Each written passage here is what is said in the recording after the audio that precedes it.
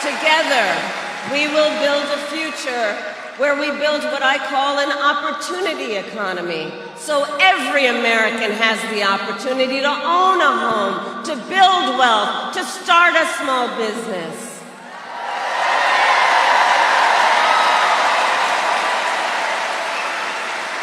And I'll tell you, I love our small businesses. For the small business leaders who are here, can you raise your hand? Our small business leaders are extraordinary.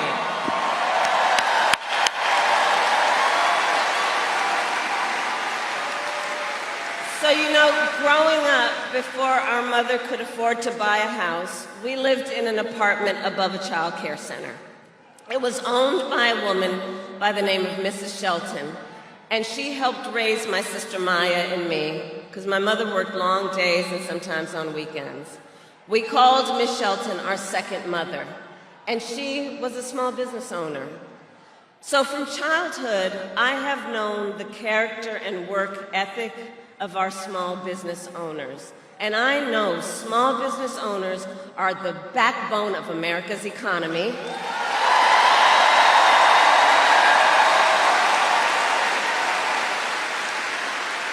Which is why my plan offers a new way forward and will give a $50,000 tax deduction to help entrepreneurs start their small businesses.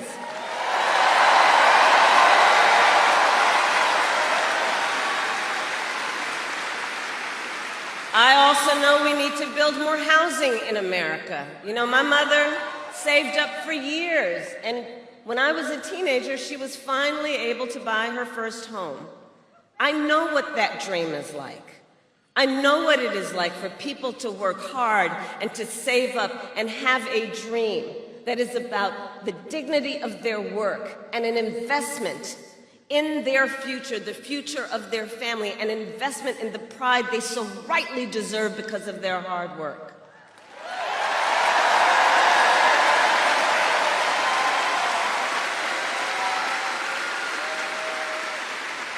But right now on the affordable housing issue, look, we have a shortage of housing in America, and it's contributing to driving up prices. So with my plan, we are going to cut red tape and work with the private sector to build 3 million new homes by the end of my first term.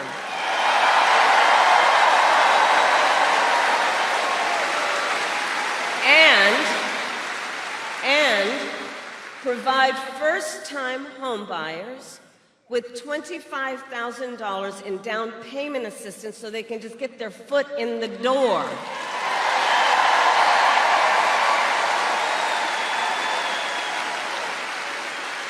Because unlike my opponent, who was basically handed $400 million on a silver platter and then filed bankruptcy 6 times, we know that most people need to just have the opportunity to actually get their foot in the door to achieve their dream and their aspirations.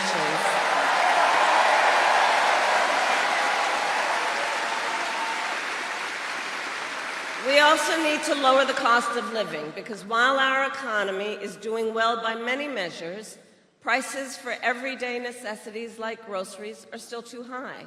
You know it and I know it. So I have a plan to lower costs on everything ranging from healthcare to groceries, including taking on corporate price gouging.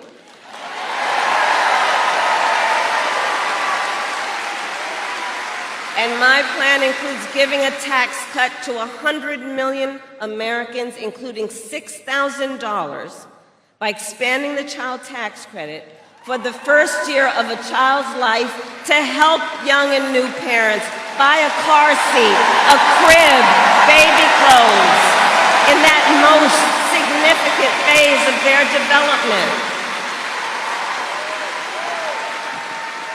And all of this is to say, I will always put the middle class and working families first. I come from the middle class, and I have never forgotten where I come from.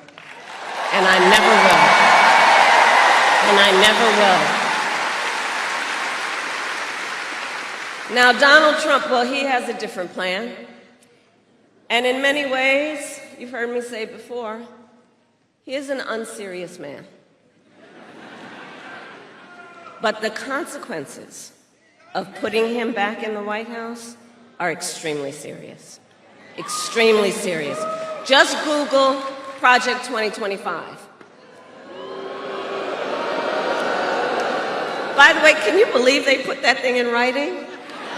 I mean, they put it in writing, they had it bound, and they handed it out.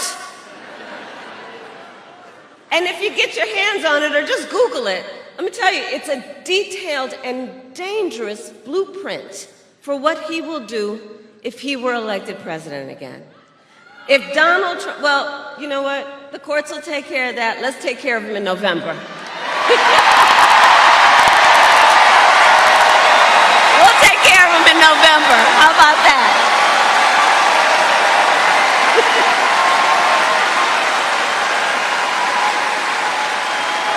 But if you look at what he's up to, Donald Trump will give billionaires and big corporations massive tax cuts.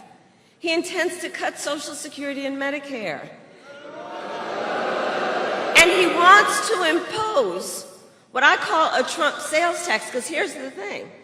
What he is proposing would be a 20% tax on everyday necessities, basic necessities, which economists estimate will cost most working families more than $4,000 a year extra. Think about that. And on top of all of that, he intends to end the Affordable Care Act. Remember, he tried 60 times when he was president. In fact, together with Tammy, I was a United States Senator.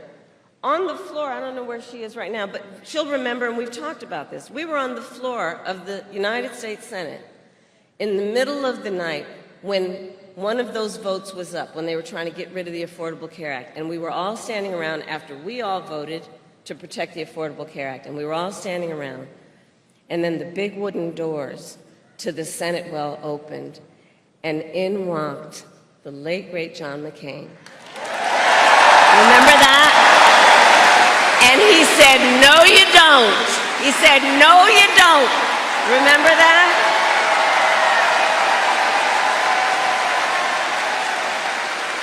But we were up against those kinds of attacks when he was president last time, and as he said in the debate, he intends to replace it, but has no plan.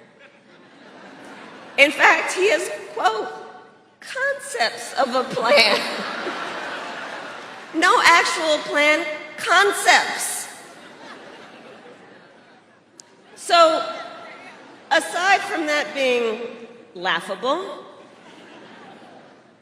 it's very serious, because he's basically saying he would threaten the health insurance of 45 million people in our country based on a concept. And take us back. Remember those days when insurance companies could deny people with pre-existing conditions? Remember what that was like? Well, brother, we are not going back. We are not going back.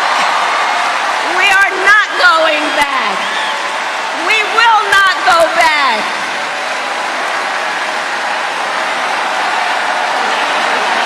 We're not going back. We're not going back. No, we are not. We will move forward. And just like Wisconsin's state motto tells us, forward is where we go.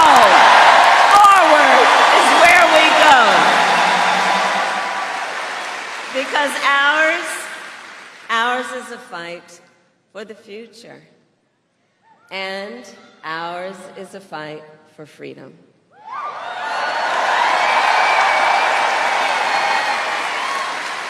Like the fundamental freedom of a woman to make decisions about her own body and not have her government telling her what to do.